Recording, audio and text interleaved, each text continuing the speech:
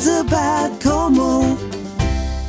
My name's Rebecca Dixon and I'm the Community Partnership Officer for the east of the county working for CORMAC.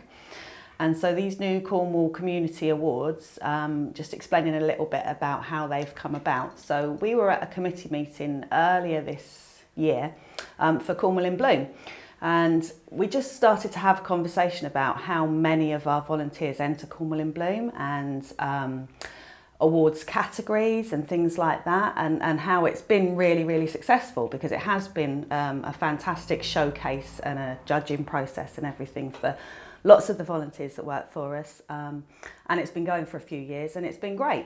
But during this committee meeting we were having a chat and we started to really look at the breadth and the depth of the volunteer force that we have, and we started to realise or look at properly that the fact that we've got lots and lots of volunteers that work all across Cornwall's assets, but they couldn't actually enter, if you like, the Cornwall in Bloom Awards. We started to look at doing a Cornwall Community Award scheme instead, which would be eligible for anybody that's volunteered on any of Cornwall Council's assets over the last year would be eligible to enter. Okay, so probably most people that live in Cornwall don't actually appreciate the number of volunteers that we have that work across Cornwall's assets all year round. Probably internally staff don't realise that either, but if you was to put a monetary value on it, it'd be something around £140,000 a month, and that's a huge number of volunteers. In CORMAC and in Cornwall Council as well, we believe that that deserves a huge thank you.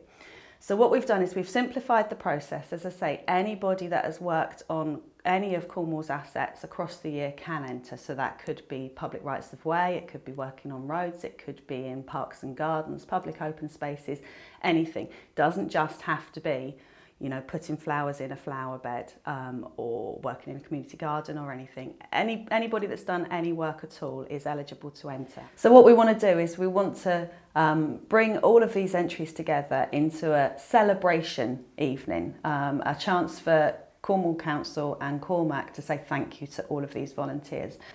I think the most important thing is that we might not notice what the volunteers do out in our parks, in our gardens, on our roads every year.